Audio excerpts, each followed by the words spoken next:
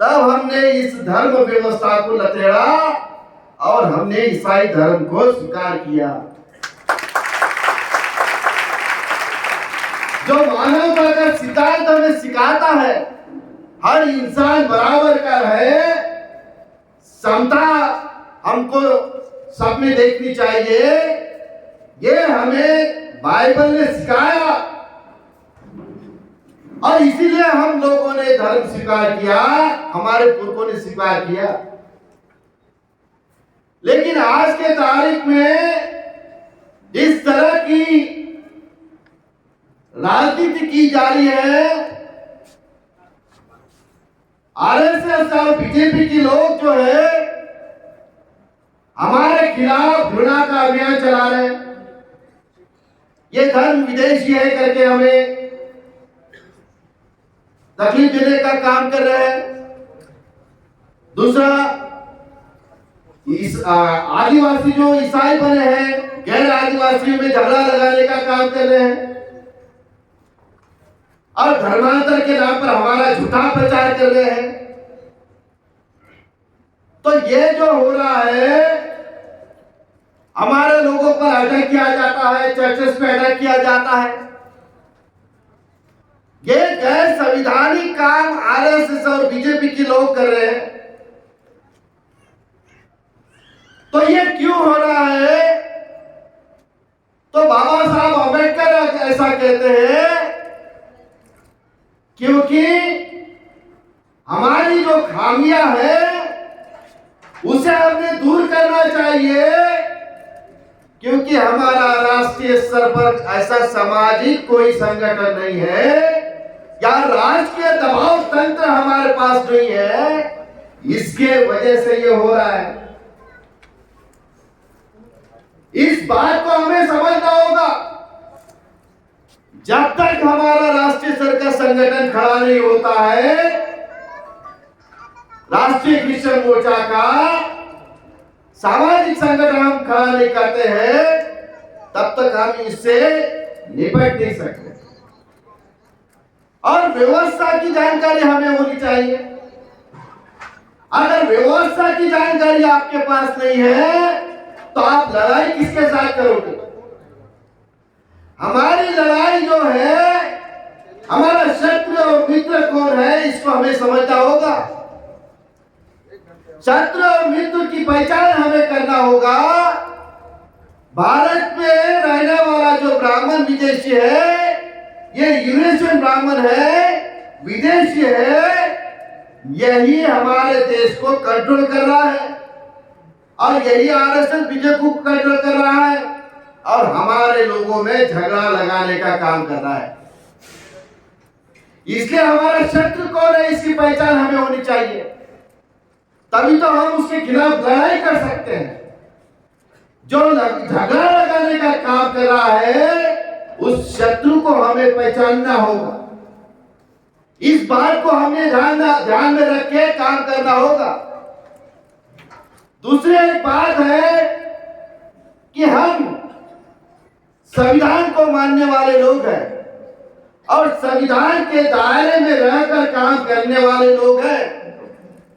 संविधान का आर्टिकल 19 हमें बोलने की आजादी देता है, संगठन बनाने की आजादी देता है, उसका विचार प्रचार प्रसार करने की आजादी देता है। ये हमें संविधान ने मौलिक अधिकार दिया है, यह मूलभूत अधिकार हमें संविधान ने दिया है। इसे रोकने का किसी के पास, ना ब्राह्मणों के पास, ना ब्रह्मा के पास भी अधिकार नहीं है हमें रोका जाए।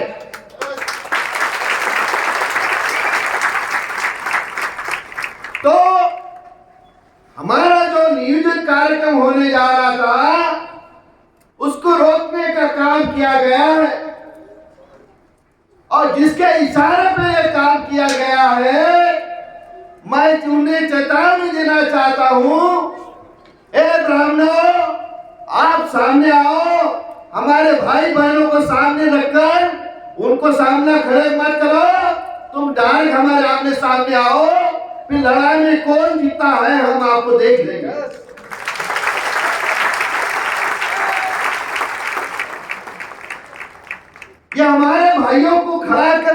खिलाफ में काम कर रहे हैं।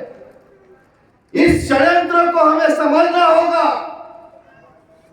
साथियों, संविधान का आर्टिकल 25 से लेकर 30 तक हमें अपना धर्म का प्रचार प्रसार करने का, आस्था करने का, धर्म परिवर्तन करने का अधिकार संविधान ने दे दिया है और मौलिक अधिकार है। हम किसी भी धर्म को अपना सकते हैं, यह संविधान में दिया अधिकार है। और इस मौलिक अधिकार को छीनने का काम ये लोग कर रहे हैं ताकि जो ईसाई है गैर आदिवासी में झगड़ा लगाकर ये इनकी राजनीतिक सत्ता पाने के लिए काम कर रहे हैं। इस षड्यंत्र को हमें समझना होगा। अभी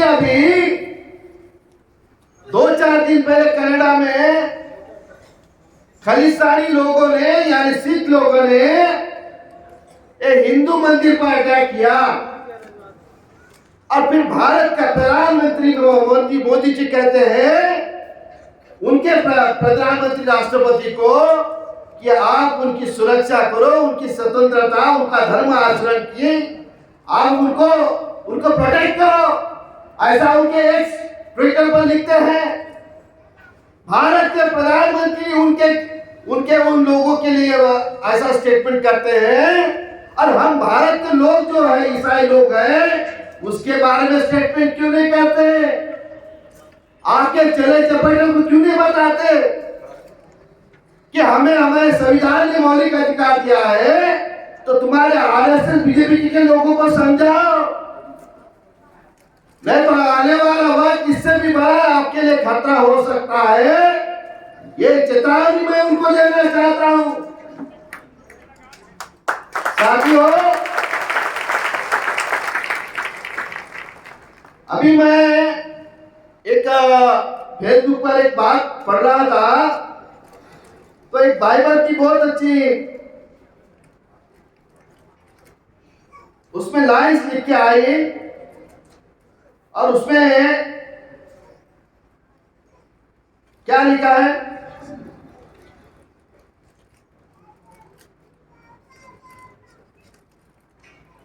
बहुत अच्छा विचार उसमें लिख के आया था कि आप जो लड़ाई लड़ रहे हो उस लड़ाई में आप लोगों का जो काम कर रहे हो उसके बारे में वो लिखकर आया था और उसमें ऐसा कहा गया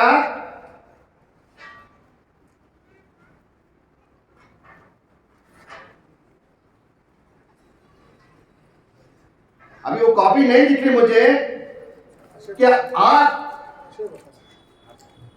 कि आपको जो कुरिन्थियों का अध्याय उसमें लिखा गया कि आप अपनी लड़ाई छोड़ना मत, आप अपनी लड़ाई डोंट गिव अप, अपनी लड़ाई छोड़ो मत और इसके लिए मैं आपको आशीर्वादित करता हूं। ऐसा बाइबल का स्टेटमेंट उसमें है।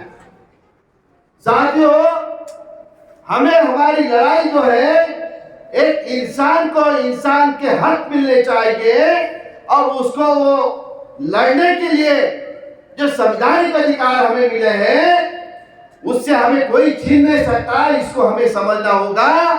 जैसा संविधान कहता है वैसा बाइबल भी हमें ये बातें कहता है।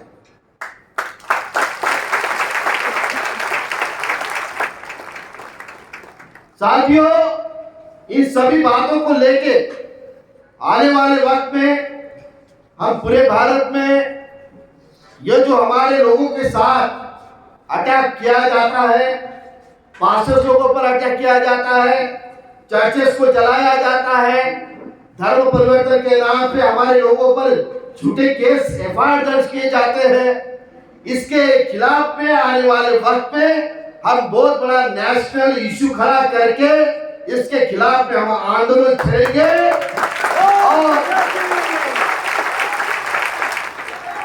बहुत बड़ा आंदोलन छेड़ेंगे आने वाले वक्त में। इसके लिए आप सभी लोगों का साथ सहयोग हमें चाहिए और इसको आपने लोगों में जागृति करने के लिए, समाज को बताने के लिए आप लोगों ने समाज में जाके ये जो व्यवस्था काम कर रही है इसके बारे में समाज में जन जागृति करोगे, ऐसी मैं आशा करता हूं।